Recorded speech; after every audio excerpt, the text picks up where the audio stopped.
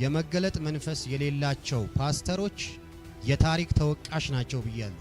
ለምን ብያልኳችሁ? እነዛ ካህናትና ፈሪሳውያን ሄሮድስ መጥቶ ስለ መሲሁ በጠየቃቸው ጊዜ ሕፃኑ የት ነው የሚወለደው ሲላቸው በቤተልሔም ይሁዳ ብለው ነገሩት። የነገሩት ሕፃኑን ለሚገድል ሰው ነው። ሰይፍን የሰጡት ለምንድነው?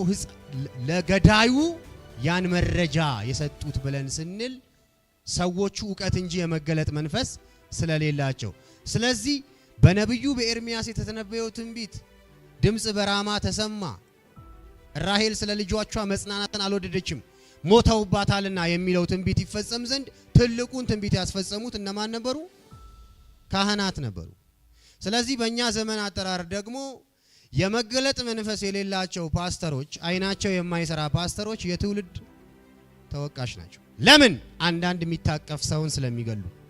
የ2 ዓመት ሕፃን አይገደልም፣ ይታቀፋል። የመገለጥ መንፈስ ግን ከሌለ የ2 ዓመት ሕፃን ሁሉ ትገላል። ሰው የመገለጥ መንፈስ ከሌለው ጨካኝ ነው የሚሆነው። የመገለጥ መንፈስ ያለው ሰው ሕፃንን ሲያይ ዳይፐር ነው የሚታየው፣ ቴኬር ማድረግ ነው የሚታየው። ክብር ለኢየሱስ ይሁን።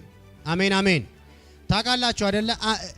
አንዱ በአዲስ ኪዳን አገልጋዮች የተጠሩት ስቲዋርድ እንዲሆኑ ነው። ስቲዋርድ ማለት ቴኬር የሚያደርጉ መጋቢ እንዲሆኑ ነው። ተንከባካቢ እንዲሆኑ ነው። መንጋውን የሚጠብቁ እንዲሆኑ ነው። ክብር ለኢየሱስ ይሁን።